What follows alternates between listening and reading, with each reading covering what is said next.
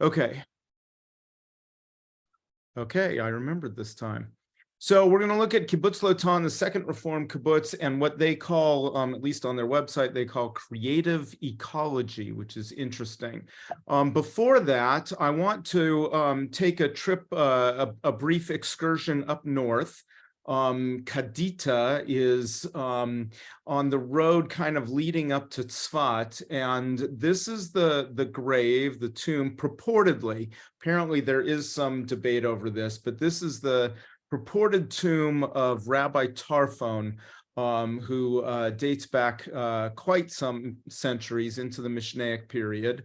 We'll talk about him more, but this is just a teaser that Rabbi Tarfon will return in our talk tonight for good reason. And if I talk about him more than once, then members of my family have to drink more than once, because anytime Rabbi Tarfon gets mentioned, people have to drink. Okay, now before we get down to Lotan, we're gonna go along the path. First TBI trip that I took to Israel with everyone, we stopped at, I think the first time, but we stopped at the Hotel Margoa in Netanya right after getting off the airplane. And immediately you can see some of the alternative energy that's been going on for a long time in Israel. So on most, if not every rooftop, certainly most rooftops, you see solar water heaters. So these are not solar for electrical use. You can see there's tanks and solar panels, and you see them all over, and this all heats up people's hot water for use in the house, showers and dishes and things like that. I think this is from the same window that I saw that. Again, hot water heaters. This was from my trip to Israel, my first trip in 1983, Mea Shearim, which is it's an ultra-Orthodox neighborhood in Jerusalem that is you could call it impoverished. I mean, most of that is out of choice because the people there, many of them choose not to work, but already in the early 80s, you had the solar water heaters on most rooftops. Here, this was probably 2013, and this is within the old city of Jerusalem. You can see again the hot water heaters on everybody's rooftop. Let's see, there's some more over here. And this is right in the old city of Jerusalem. So again, this is not necessary. This is not modern design. This is the way they've been doing it for decades. This is Kibbutz Yahel in the 80s. I don't know if it was 83 or 86, 87. And again, there are the hot water heaters up on the rooftops. This may have been 1983 on a kibbutz. I think it was kibbutz housing. I'm not positive. Again, hot water heaters. A few years later, 2010, Rabbi Laura and I staffed a birthright trip to Israel, and this is going to get into some of what we're going to see at Lotan. Used tires being turned into park benches. This is all in the same park. Our birthright trip spent an afternoon doing some refurbishment and cleaning up work in this park. But another one of the design and construction elements we're going to see goes back further. So for those who have been to Tel Dan, which is up in the north, it's Tel Dan is a park, and there the Banyas there is a one of the sources of the Jordan River, and the arched gate, which was an excavation done by the Hebrew Union College, my alma mater. This arched gate dates back to, what did I say, 3,700 years old, approximately. These are mud bricks, and they have survived for 3,700 years. Now, the Hebrew Union College, every year they would go up to Tel Dan. The students would come back with their T-shirts saying I dig Dan," and up in this luscious northern region, they would spend a week doing archaeological excavations. I was so looking forward to that. For some reason, my year, not so much. We went to Sheikh Mim, which is down in the it's in the desert region outside of Beersheba. In fact, we stayed at a hostel in Beersheba, got in the bus in the morning, turned off the road, drove right through the desert, no road for I think it was an hour or more, because again, there was no road. And so this is what it looked like there on the bank of a wadi. So no active water, but unless there's a rainstorm.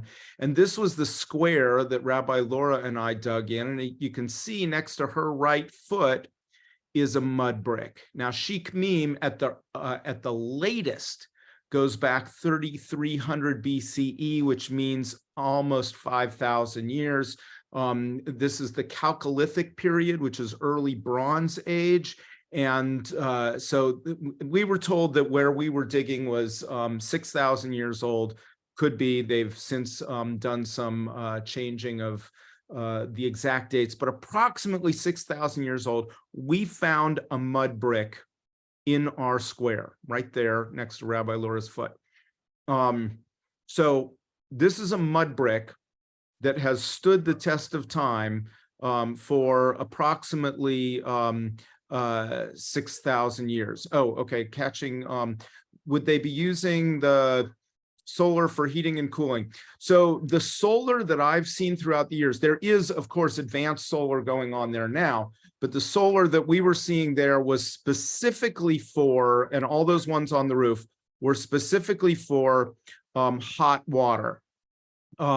They do have advanced solar now, and I think it's being used for other things. But what you see when you look across the rooftops, especially in these much less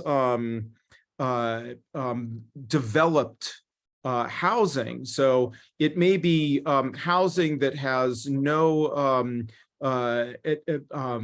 modern conveniences, but they all have solar hot water heating. All right, but I want to get to Kibbutz Lotan, so we're going to head south. In fact, we're going to go past the turnoff to Beersheba. I don't know if you can see this. I didn't get a great shot of it, but the signpost says, "Beware of camels near the road." And I just got a kick out of that. So, and in fact, I did see some camels near the road as I drove south so Beersheba is here. Sheikh Mim was here. Tanya, we were looking at up here. Tel Dan is somewhere up here in this region, but we're going all the way down here to the red marker. That's where Kibbutz Lotan is. You can see it's just north of Kibbutz Yotvata, which is like all the great dairy products come from Kibbutz Yotvata in southern Israel. And just slightly north of Kibbutz Lotan is Kibbutz Yahel, which is the first Reform Kibbutz. Kibbutz Lotan is the second kibbutz. Now, I looked up on Wikipedia. I know a bit about it, but I wanted to get some stats. The population of the kibbutz in 2021, and I think it's about the same, is 201. And I think that's the members. So in addition to the members, they have some outside workers. They have foreign workers who come to pick crops and such. They have the same problem there that we have here. It's hard to get people to pick crops. The major income on the kibbutz comes from things like dates. They grow Medjool and Dekel Noir dates. They have dairy cows, goats for cheese. Members go outside and their income comes into the kibbutz, and it says that some of them, they work throughout the region. They do ecotourism, including bird watching. Lotan's property includes one of the largest migratory bird stopping grounds in the world. So the migratory birds that are going between Africa and Europe for their seasonal migration stop on the grounds of Kibbutz Lotan in that area. So that's a big thing there. And then apparently several of their members work outside for holistic health. Now, what I was more interested in is the Kibbutz's Center for Creative Ecology, as they call it, an environmental education, research, and conservation institution. The center offers academic programs in conjunction with the University of Massachusetts, pretty cool, and certification courses in permaculture, sustainable design and training. Facilities include an interactive park for organic and urban agriculture. We'll take a look at that. Natural building and solar energy demonstrations, as well as the energy efficient eco campus, a neighborhood. Neighborhood is a little generous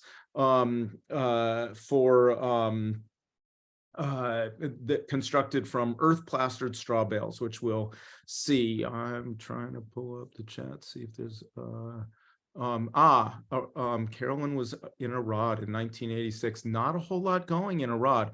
If Beersheba is bad, Arad, not bad. Not necessarily a highly desirable location.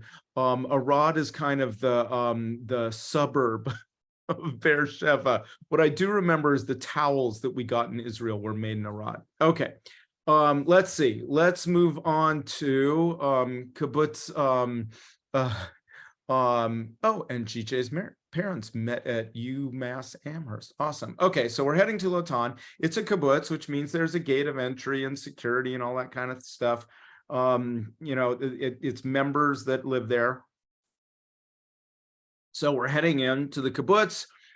This is the outdoor courtyard of the guest house office, and you can already see that this is sustainable construction. So the walls of this are part of this earth shelter kind of structure they've been doing, and we'll see a little more of that in a moment. A lot of earth tones, natural colors. They're not using artificial dyes to make the like the paints in the different colors that go up on the walls here, all naturally made dyes. Okay. This is part of the guest house, which is where I was staying. Some very nice rooms. Again, they've got this earth sheltered covering, which is helps with the efficiency of what they're doing here. And then across from where I was staying is the Echo Kef. That's the and Kef in Hebrew means fun. So echo and fun. I think there was probably more to it in the wordplay than that. And their superfood truck, they've got, look, they do food trucks too. Just behind Kibbutz Lotan, these hills on the side here, that's Jordan. And actually, I'm not sure if we'll see the fence at the property line of Lotan, which is much closer than those hills. Across that fence is Jordan. Okay, now I'm in the area of the Echo Cave. Just this really cool construction, again, earth sheltered, earth made mud that they've done here. Looking at inspiration from Genesis, and the eternal God took the human and set the human in the Garden of Eden to till it and to tend it. I think people who have said subdue it, they're taking a bit of license with the Hebrew. There is something to it, but clearly Genesis talks about responsibility to the land, responsibility. Okay. One of the things that you see a couple times is these dome structures, and it's the geodesic dome. We've seen some around the States, and I've heard about them for years. And like, okay, what's the deal? A geodesic dome is a hemispherical thin shell structure, lattice shell, and I'll have another example of one that isn't covered in vines, based on geodesic polyhedron. The triangular elements that you see, like, jungle gyms at children's playgrounds, are what give it some of the structural rigidity and distribute for stress throughout the structure, making geodesic domes able to withstand very heavy loads for their size. That's all great. The problem, of course, when we've tried to build housing with them elsewhere is the shape makes it challenging for practicality. Yes, it does look like Native American buildings, and we'll catch that a little bit more when I get further into the mud brick stuff. Okay, and this is another one of the geodesic domes, which is in the middle of their disc golf course, which I fully admit was another major factor why I wanted to make the drive all the way down to Lotan. I'm a disc golf fanatic. Here is one of the Israeli natives, Hadar, who's just been learning to play. And this geodesic dome is also a fire pit. So they do like outdoor activities there and bring the groups in and such. And then this is also, we'll see more of this kind of construction of what's inside here and why it is the way it looks.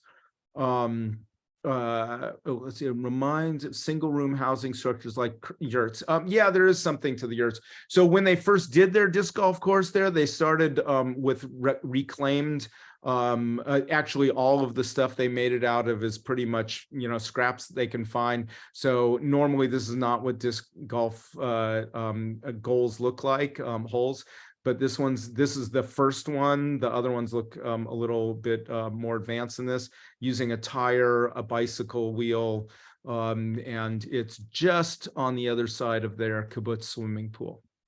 Okay, let's head back to Echo Cave on Lotan. And again, natural dyes, this, and then this thick walled construction. This is kind of an outdoor courtyardy area around the playground, which is again made from all sorts of reclaimed objects, upsourced and such. So somebody took an old VW Beetle as part of the playground. This giant turtle, the eyes are made out of plastic bottles rather than going into a landfill or the seas somewhere. This is their little cafe in that part of the I think they call it a tea house. So this is where like kibbutz, where the breakfast is served for guests on the kibbutz, and I was sitting there at breakfast when I took this picture. Again, pretty sustainable design. The walls have this thicker construction for super insulation. And then they have a lot of gardening experimentation. So on kibbutz, of course, growing food is part of the industry, but when you grow food locally, you're reducing use of all sorts of other resources. So any of you who have food that you're growing at home and therefore not buying it from a market, no offense to the markets, but that is cutting the chain that adds to increased usage, such as the fuels to carry things from one place to another. And so all these little gardens that people have and use and such, it's a little piece of the puzzle. And so they've got a lot of that kind of thing going on here. The smaller gardening they have here is not for their business. So the orchards where they grow the dates and things like that are further out. This is all to use to feed just members of the kibbutz. So like the breakfast I had stuff that was picked right from here, and which was right next door to the tea house. Okay, this is one of the young women who's doing a certification at Kibbutz Lotan for this this ecological program. So it's an internship, but she's also getting a certification for this sustainability programming. And I think they called this like a window of truth. So what you see here is kind of an outdoor picnic table kind of thing, but the glass window shows what's in it. And let's see if I can zoom in. Oops. No, I can't without advancing the slide. So what's in there is trash, old bottles, cans, stuff. So all of this stuff is filled with trash. It's part of the structure, but it's better than sticking it in a landfill somewhere else. So they're using it as part of the structure of something that doesn't need stability structure, but just needs kind of fill. And in fact, when you look at ancient designs of fortified cities, you'll have big, thick outer walls and big, thick inner walls with maybe 10, 20 feet in between, and they'll throw garbage in those and then put like the ramparts up on top of it, because the inside stuff doesn't need to be nearly as strong as both of the outer walls. And that's kind of the design that's going on here. And again, in the background, you see old tires and things that have been turned into playground. The kids clearly love it. I saw them coming out to play there each day. And here you see tires that are, they're showing you part of this uncovered that gets turned into, in this case, again, some kind of table or outdoor use. It's being reclaimed. And what happened, because they use so much of this on Lotan, old tires get shipped to Lotan for them to use in these things rather than going into other waste management depots. Now she's showing us mud brick, which you can translate as adobe. It's the same thing. So you can see down on the bottom, there's mud, there's straw. It's combined together. The straw, compacted together in with the mud makes it much more strong. She took it out, and this is one that's been dried. They have to come out and dry for a week or two. And it is hard. It is really solid hard. These are serious bricks. And they talk about, so this is out of like the concept in Exodus. So we just did the whole Passover Exodus retelling, and one of the issues was, of course, that as Pharaoh decided to make life difficult for us, they didn't even give us all of the supplies we needed. No straw is issued to your servants, yet they demand of us, make bricks. Thus your servants are being beaten. Right there in Exodus 5. Well, here's the straw and the mud to make the bricks. They're making them the same way they would have made them in ancient Egypt. And as we saw up in Tel Dan from 3,700 years ago, and like Rabbi Laura and I found 6,000-year-old mud bricks that have lasted. Not only are they made the same way, but they've lasted that long. Now, this is a building, this is kind of a event center there in the Echo Cave area.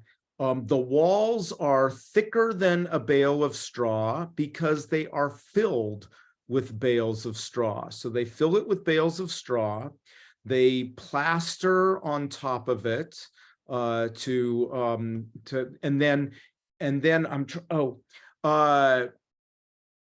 have the issue of getting rid of used cooking oil. You're not really supposed to just put it down the drain. Well, if you want your mud brick to last longer, you have to seal it. So they take the used cooking oil and that gets like painted onto the outside of the mud bricks to seal it. So these walls are extremely thick. And then on the inside, I don't know if it shows it. Yeah, they've got a sub ceiling here. But it takes extremely little energy to heat and cool the room, depending on the season, because the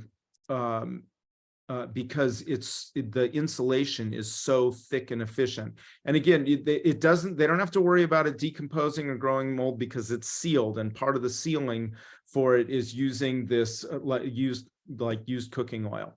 I think you've seen maybe in some of my Friday night slides, I really liked this design that they again said to us was made out of, all of the dyes for it are made naturally out of like different things found around the kibbutz. Okay. So they encourage container gardening. They teach about that. And, so anyone can have a garden and grow food. You don't have to have a garden outside. In fact, I've been reading recently about how Norway has become one of the biggest agricultural producers in the European region, and they don't have land. So they're doing it all in buildings, and which makes it highly efficient because it's hydroponic. They don't have to worry about any kind of insecticides or anything because they don't have that issue. It's all far more efficient. It costs to originally build it, but once it's built, the water use is far less, and the efficiency just all around is, and they can grow year round. But this is one of the areas where they're doing where they're showing container gardening, and of course, most of the containers, if not all of them, I believe all of them, are reused. They're not going to the garden supply and buying fancy new containers. They're just using whatever is left over, old buckets. You got a hole in the bucket? Great. That's drainage. You don't have to call, what is it, dear Cindy, who fixed the bucket with straw? I think it depends on the song, I guess. You don't need to fix the hole in the bucket. You can make it into Liza's another one. Yes. Yes. Thank you, GJ. Anyway, so this is some of the different stuff they're showing in containers. And then they sent us to the superfood trail. Not just plain old containers, but one of the things they have moringa trees, which apparently are like some of the most efficient food source, and the tree can be used for a ton of different things. It's far more nutritious than most other things you find pound for pound. So they have and use and cultivate moringa trees. Had anyone heard of moringa trees? I had never heard of it before. Okay, I don't know if I have not done the research yet to find out if there are any products here in California. But this is a little bit higher production area. Again, this stuff is all used internally in the kibbutz, but they grow it for their own use. And again, with 200 or so people on the kibbutz, they still need to feed everyone, and so they try to minimize what they buy from the outside. Here again, so this is a factory building. You can get moringa tea and powder, most specialty stores and fancy coffee shops now. There we go. Okay, and again, if you look at like these bins and stuff, and you can see here, there's tires. The tires are inside a lot of this. This one's made out of straw bales. They have a superstructure for a ceiling, again, heavy insulation because of the straw bales and the construction based on all of that mud super insulation design. Here's a quote they had up on a tree from Midrash Rabbah Ecclesiastes. When God created the first human beings, God led them around the Garden of Eden and said, "Behold, how good and excellent are all the works that I have created. For your sake, I created them all. See to it that you do not spoil and destroy my world. For if you do, there will be no one else to repair it." Midrash Rabbah, that goes back centuries. So already we've got some ecological consciousness going back a long time. And unfortunately, we haven't quite gotten the memo. One of the other things they're doing or working in and teaching is biogas. Yeah, it is what you think it is.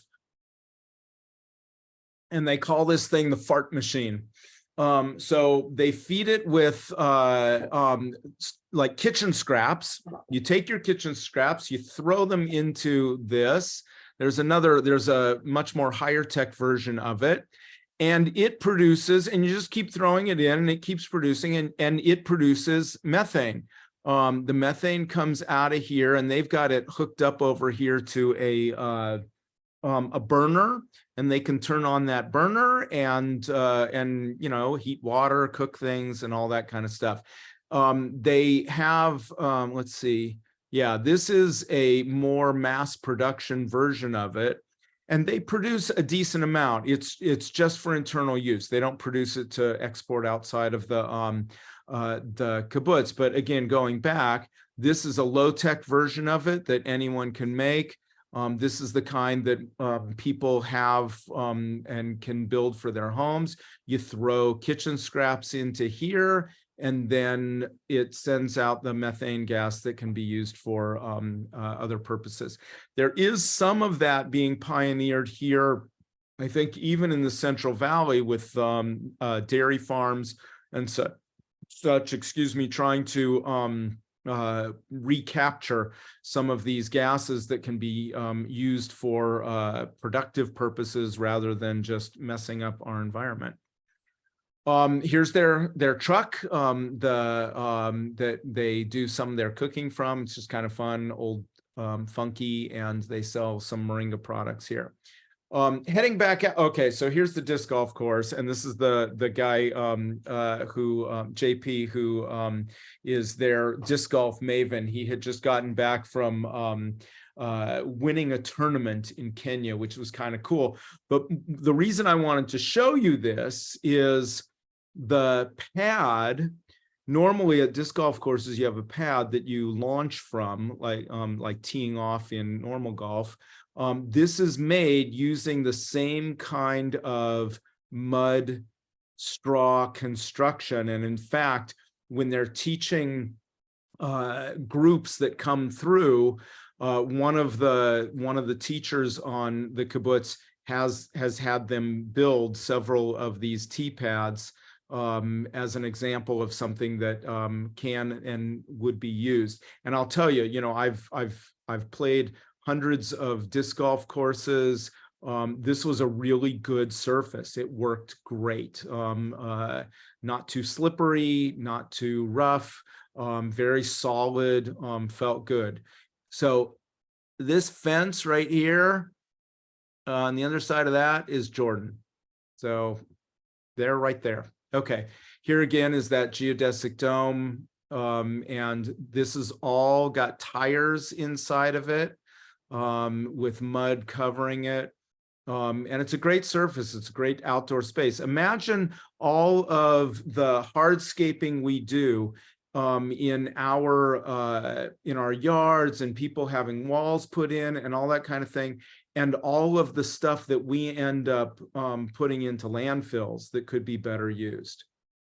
This is the village that they have that is all this really serious kind of construction. So like where I was staying, it was a hybrid prefab walls covered with the mud.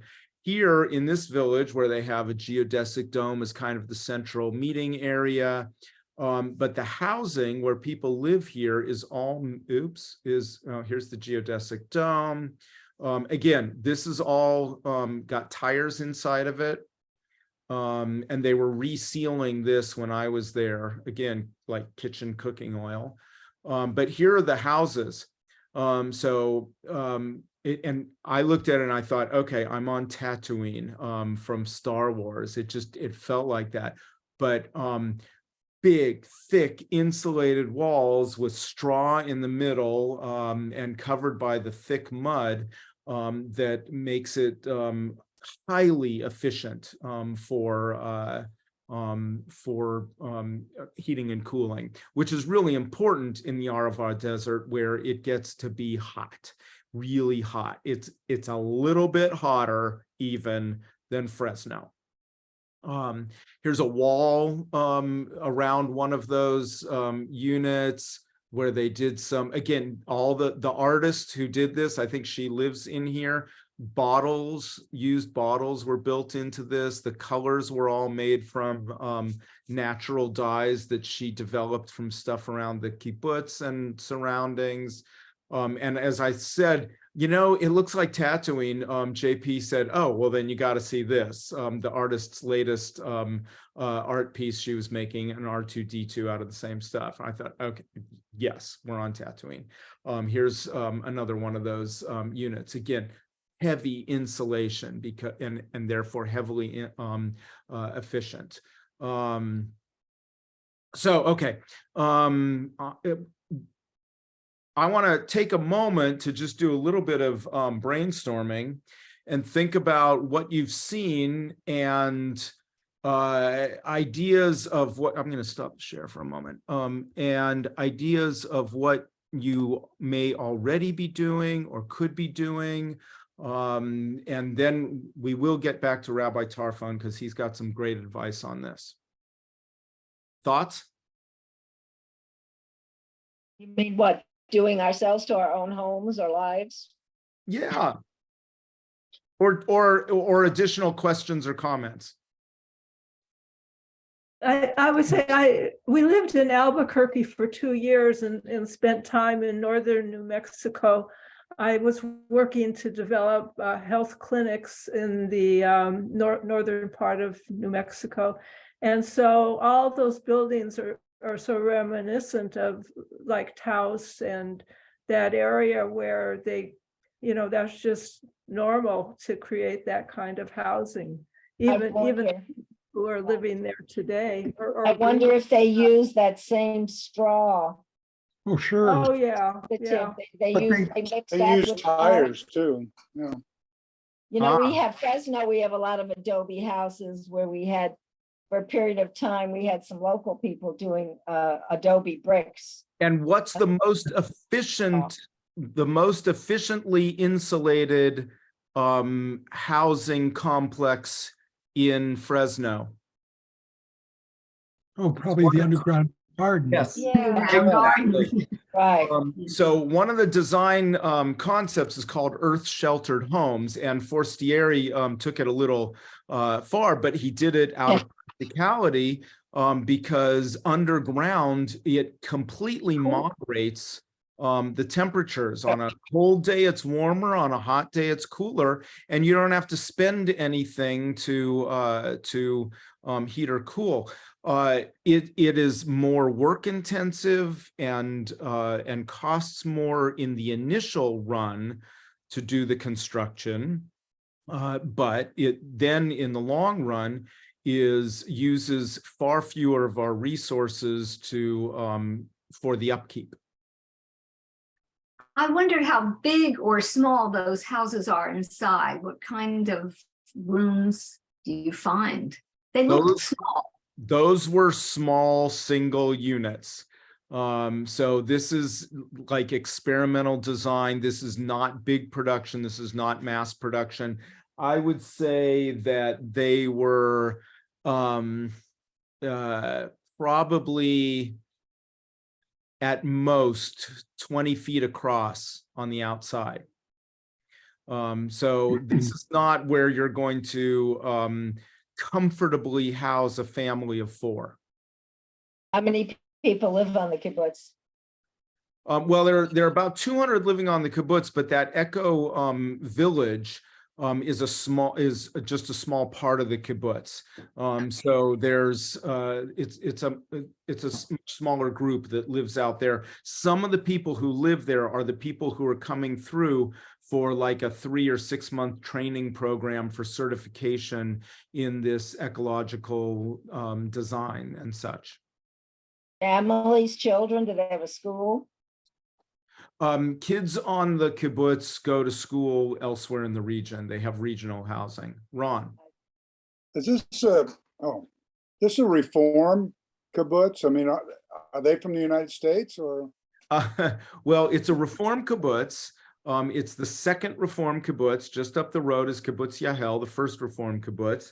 There were, I don't remember the full number of today's Reform Kibbutzim and Moshavim. A Moshav is less communistic communal living. So, for example, when these were all established, on a kibbutz, everything is communally owned.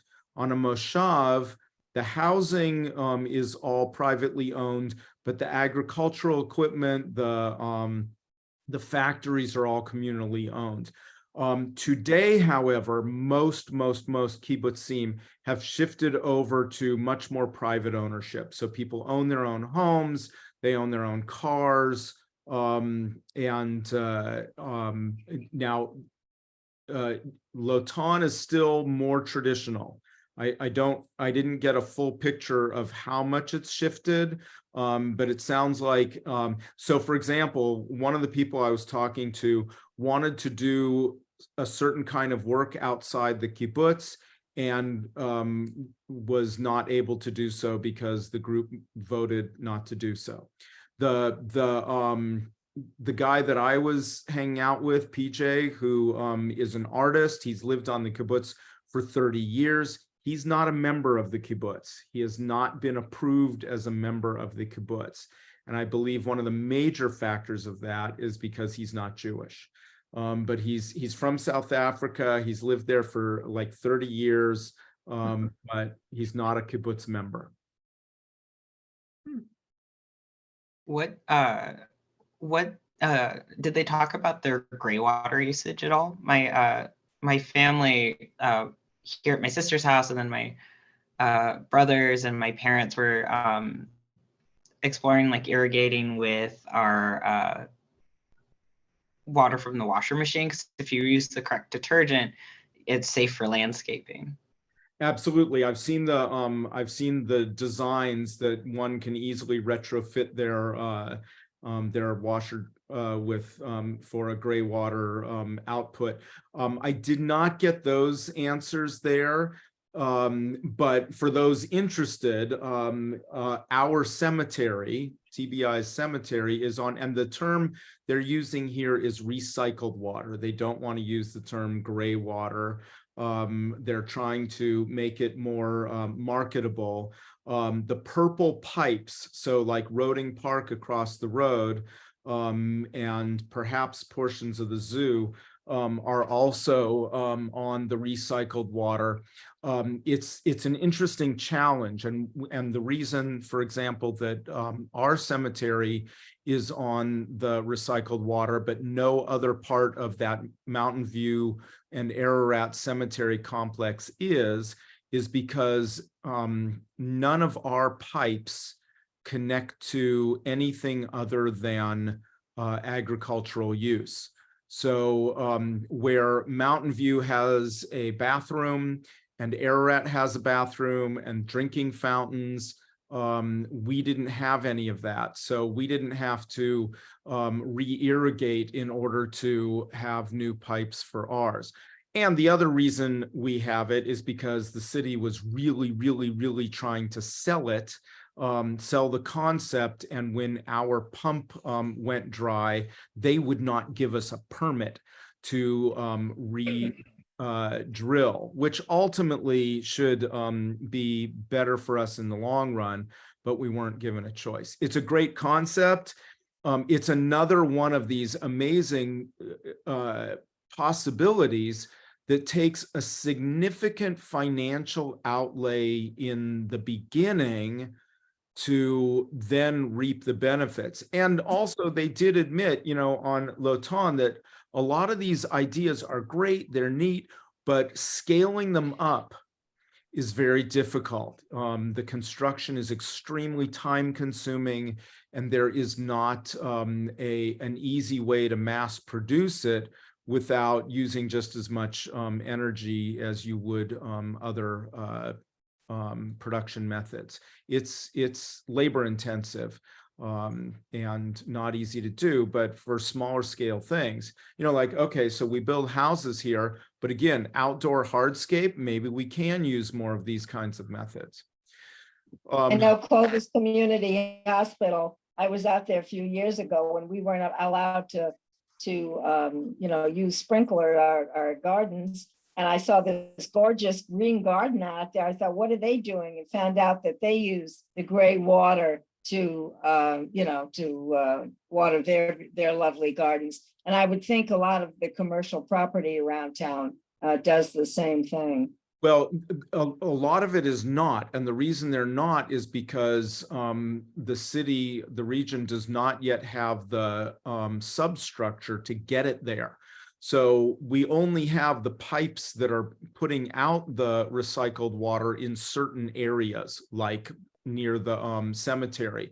So those of us who would want to do recycled water on our landscaping don't have the possibility now, because again, you'd have to replumb all of the irrigations because it is not yet approved. While they say it's safe to drink the recycled water, they say it's safe. And that's one of the reasons they're calling it recycled water, because they think gray water sounds less palatable. Dirty.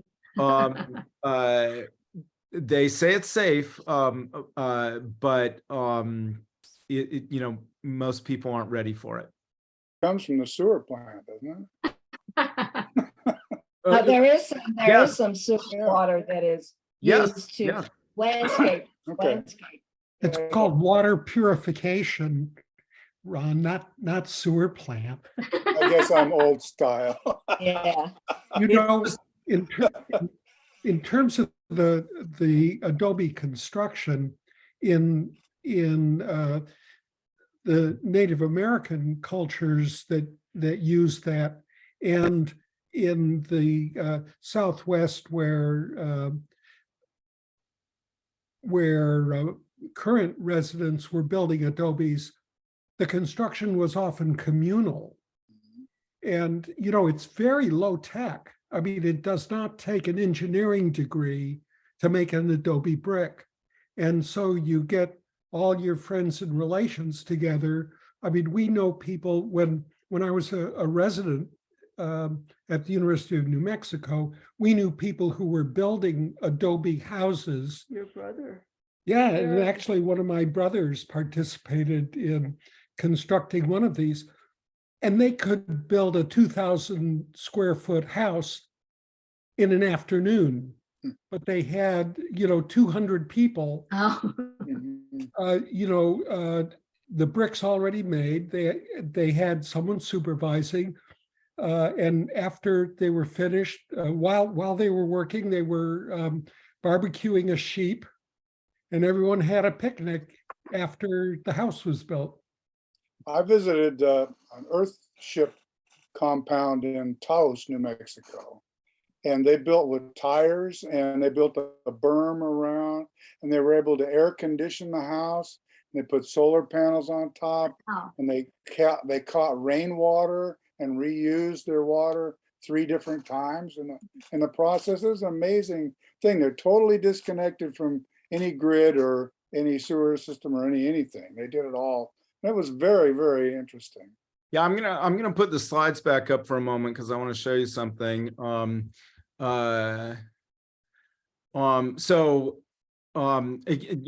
Talking about using the tires and all that kind of thing. So this is a park, Oyster Bay, which is like the Oakland estuary. Sometimes I saw planes taking off and landing from here over the bay. And here's Max and Bella out disc golfing on a beautiful afternoon. This park is built on landfill. And, obviously it's better if the garbage doesn't go into the land, if it is reduced so that the term that I see and I like, reduce, reuse, recycle, in that order. So by using less at the outset, We're just doing better. And I didn't mean this. I didn't do it on purpose, but the shirt I'm wearing, I bought at a used clothing store at a thrift shop in Palm Springs. Guys, if you want really fashionable used clothing, Palm Springs is outstanding because it's one of the largest populations of senior gay men. So there's all sorts of great clothes to be found Gorgeous clothes. Well, usually you go into a thrift store and the men's offerings are paltry. But in Palm Springs, there's outstanding selections of used clothes for men because of that reason. But that's reduce. So reduce. If you don't need it, don't buy it. Reuse. If it's, if buying used can be neat and fun and you're giving new life to something. Here again, looking at this slide, this is what happens when you can't reduce and reuse. It gets thrown into the ground, but fortunately, at least in this area, they built a beautiful park that is now used. And just going back to Rabbi Tarfon for a few minutes, and we can talk more. So it's not all or nothing. This is what's really important to understand. If everybody does a little bit more than they're doing now, we're definitely going to make a difference. And what Rabbi Tarfon said way back when, he was in the third generation of Mishnah sages, lived approximately in the time between 70 and 135 of the Common Era. He said, it is not your duty to finish the work, but neither are you free to neglect it or desist from it. And what's really important about that is when many of us look at the challenges of sustainability, the challenges of what's happening with climate change and everything that looks at that, it's really easy to just throw your hands up and say, forget it, I can't do it. That would be a shame, because if you do a little bit more than you're doing now, it'll make a big difference. I'm going to take this off the screen. And everybody can do some. Everybody can do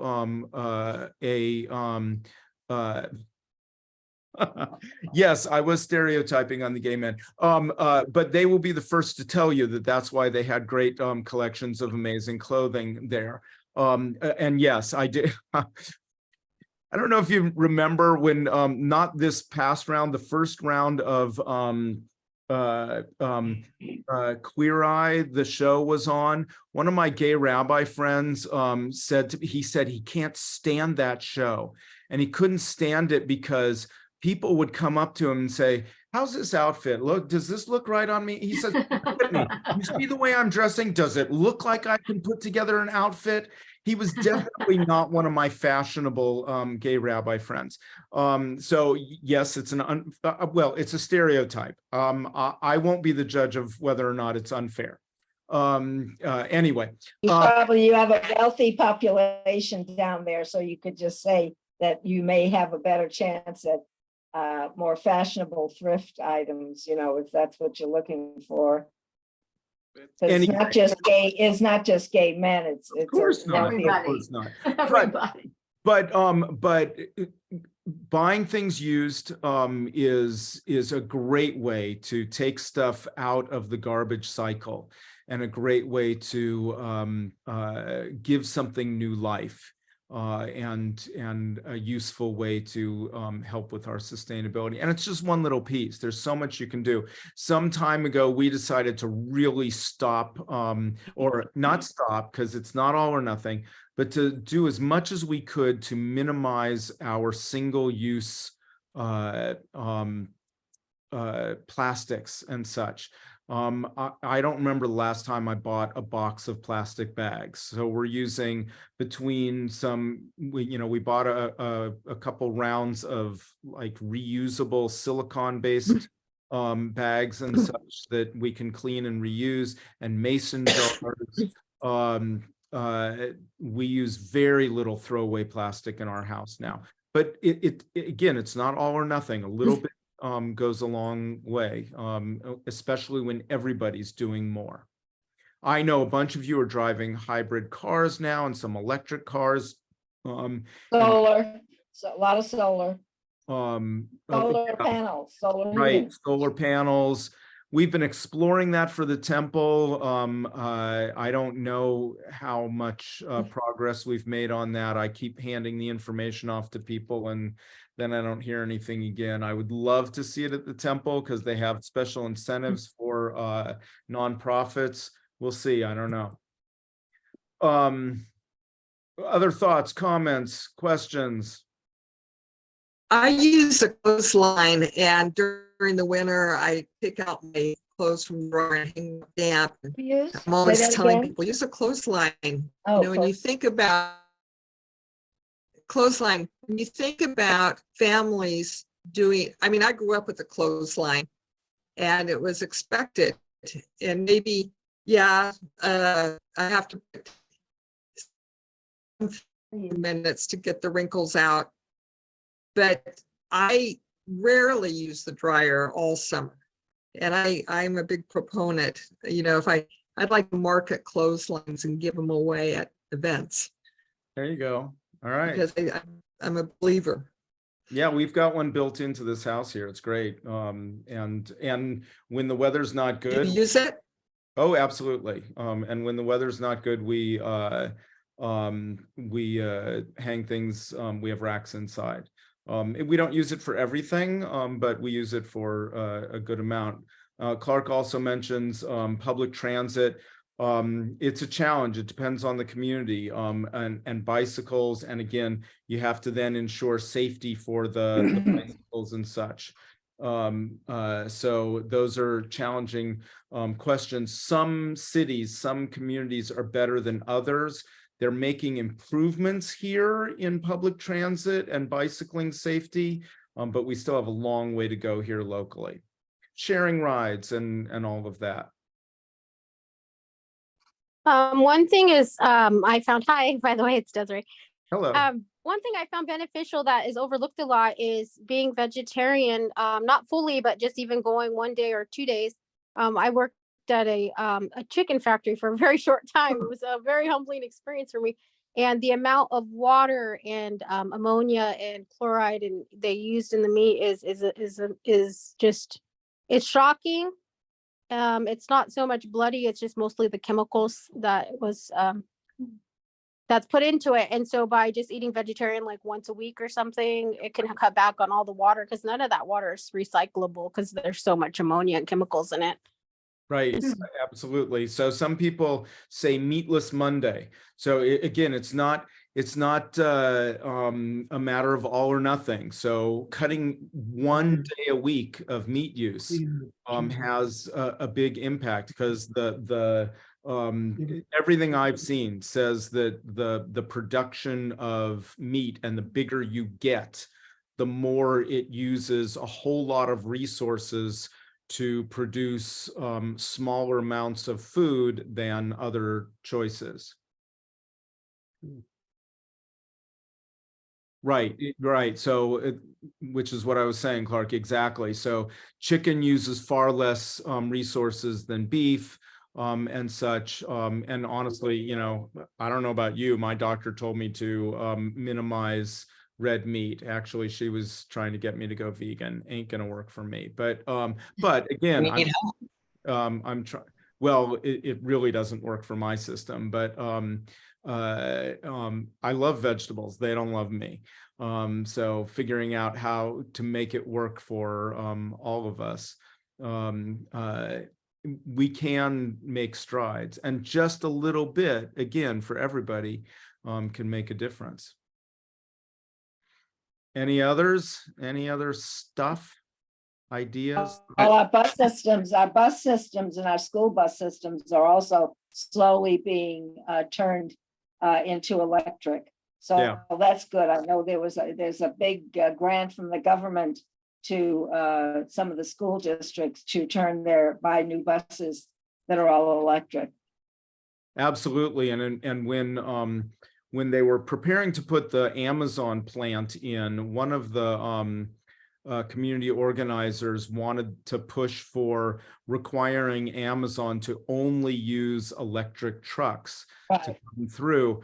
And at that time, I advised against making a push for that from our side, those of us involved in that particular community organizing, because it just wasn't practical. However, today it's becoming more and more practical to start shifting over the heavy tractor trailer into that. We're not there yet. We've got a long way to go to be able to get there, but it's really important to remember that where those distribution centers and factories have been put into our community, I say our community, but none of us live around there. The families that live around there generally have a 20-year lower life expectancy because of a variety of conditions, especially the air quality on that side of the city. So we keep putting industry into that part of the city, and people there are suffering from certainly asthma and a whole lot of other issues that are compounded by the way we've distributed that kind of business in our region. Our whole city, our air is bad all over. Absolutely, but it's much not just southeast and southwest. right. And I definitely echo Desiree's peanut butter and jelly. Love it. Unfortunately, this week it's only on matzah, and I'm not a fan of matzah. So in a couple days, we can go back to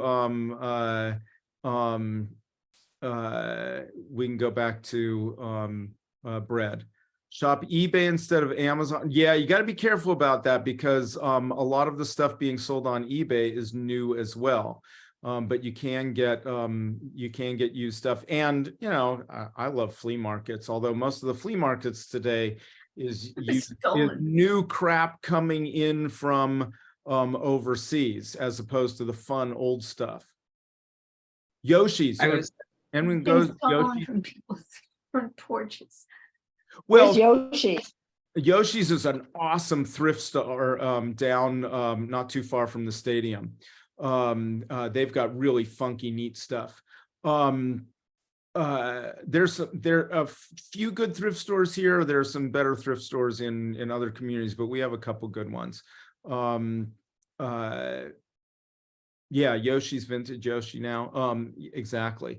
And again, using less. You know, do you really need this new product or that new product? And you know, we all do it.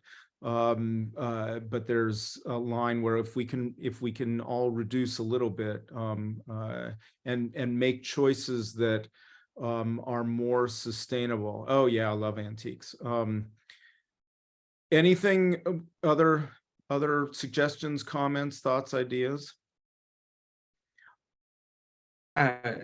One thing that I've been thinking about, like just over this past winter, like regarding air pollution too, is it was sort of frustrating to see like the PSAs from Fresno's health department talking about, like, you know, don't use a wood fireplace or wood burning stove, when I think, I mean, correct me if I'm wrong, but the majority of the air pollution during our winter, or a good chunk of it, is coming from farmers burning yard waste, since that's the only time of the year that we let them do that. I don't know how much is counted for farmers burning yard waste, and I don't know what the rules on that are. That's certainly an issue, but simply farming puts a huge amount of particulates into the air. Now, we feed the world, not just our region, not just the US. So it's one of these interesting challenges. Again, Norway, they're doing it with no dirt. They're doing hydroponic farming indoors. I'm betting that that's not producing a whole lot of air pollution. So, you know, you get these trade-offs of the investment that goes into more advanced, well, I say more advanced farming techniques.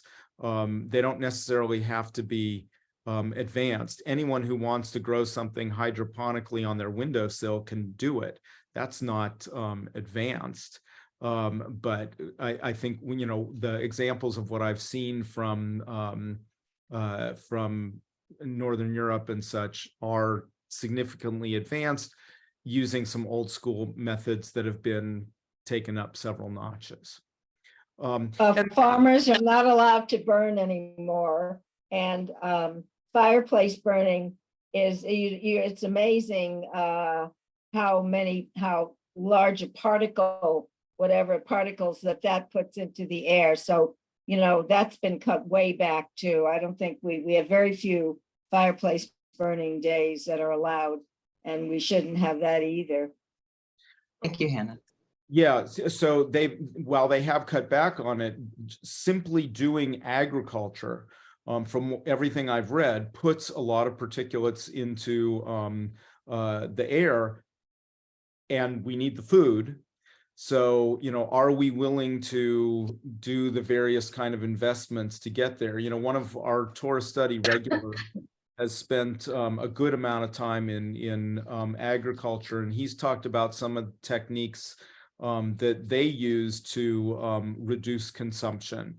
And this is not someone from the liberal side of the spectrum, yet someone we love and adore and can have really good conversations with, and is really helpful in helping us understand the complexities and challenges to how to get there. The extremes of either side say, want us to think it's all or nothing. And it just isn't. Even if it is, that's not going to get us there, because there's no way we're going to get our country to stop over consuming and polluting overnight. So if we work to do a little bit better, it gets us in the right direction. And, you know, for many of us, if we do something a little bit better, it may then add on itself. I've definitely seen that consciousness make a difference in our household. And there are times where it doesn't work as well as we would like, but we do what we can. I'm going to stop the recording. So let's see.